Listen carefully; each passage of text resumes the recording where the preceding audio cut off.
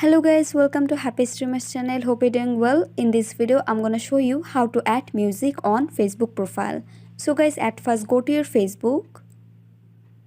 Now tap on the three dot line, swipe down and tap on settings and privacy. Go to settings, swipe down and go to profile details.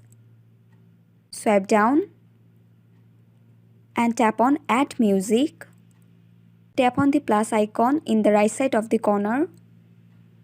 Now guys, you have to select the song that you want to add to your Facebook profile. So suppose I am selecting this song. You can select more songs, but I am selecting just one. And after selecting your songs, just tap on the arrow option in the left side of the corner.